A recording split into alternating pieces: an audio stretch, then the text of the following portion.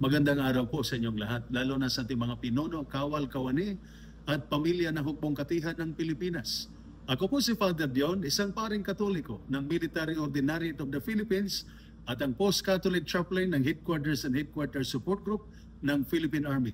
At ito po ang salita ng Diyos, ang ating gabay. Ngayon po ay Saturday, October 25, 2025, ng ika-29 na linggo sa karaniwang panahon. At ang ating mga pagbasa mula sa banal na kasulatan sa araw na ito ay nagpapaalala sa atin ng buhay sa Espiritu at bunga na nagbibigay buhay. Sa unang pagbasa mula sa sulat ni San Pablo sa mga taga-Roma, chapter 8, verses 1 to 11, ipinaalala ni San Pablo, wala ng kahatulan sa mga na kay Kristo Jesus, sapagkat pinalaya na kayo ng Espiritu mula sa batas ng kasalanan at kamatayan. Ibig sabihin, kung namumuhay tayo ayon sa Espiritu, hindi na tayo alipin ng kasalanan. Ang Espiritu ng Diyos ang nagbibigay lakas, buhay at kalayaan.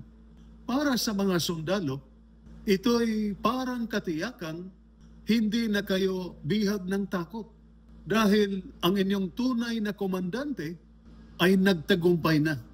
Kahit mahirap ang laban, alam ninyong may Espiritu ng Diyos na kasama ninyo.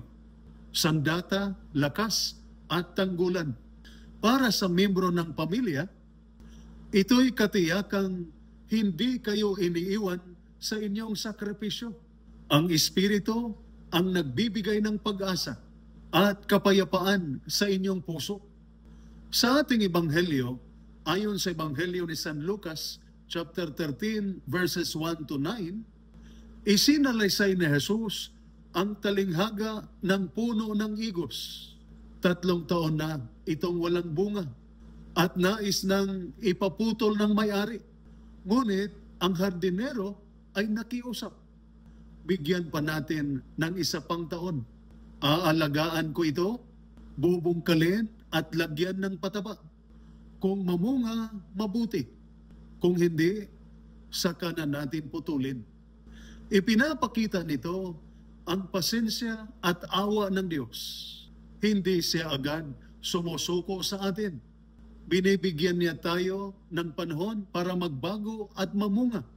Ngunit paalala rin ito sa atin na ang oras ay mahalaga.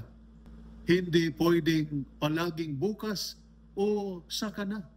Ang pagtitimpi ng Diyos ay hindi lisensya para sayangin ang buhay, kundi pagkakataon para magsisi, magbago at magbunga. Para sa ating mga sundalo, ang tunay na bunga sa inyong mga sakripisyo ay hindi lamang medalya, kundi dangal, katapatan at katapangan. Para sa miyembro ng pamilya, ang bunga ng inyong sakripisyo ay pagmamahalan, pasensya at pagkakaisa sa tahanan. Tinatawag tayong lahat na mamuhay sa Espiritu upang ang ating buhay ay magbunga ng pag-asa at pag-ibig. Mga kapatid, ang mamuhay kay Kristo ay ang mamuhay sa Espiritu. At ang mamuhay sa Espiritu ay ang magbunga. Bunga ng pananampalataya, disiplina, tapang at pagmamahalan. Ito po ang salita ng Diyos, ang ating gabay. Manalangin tayo. Amang makapangyarihan, pagpalain mo ang aming mga sundalo ng tapang sa paglilingkod, lakas sa hirap at pananampalatayang matatag. Ingatan mo ang kanilang mga pamilya, pag-isahin sa pagmamahalan at bigyan ng kapayapaan. Naway mamunga ang kanilang buhay ng kabutihan at pag-ibig para sa iyong kaluwalhatian. Sa pamamagitan ni Kristo na aming Panginoon. Amen. At sumainyo at sa inyong pamilya ang pagpapala ng makapangyarihang Diyos, Ama, Anak, at Espiritu Santo. Amen. San Miguel Arcangel, ipagtanggol mo kami. Amen.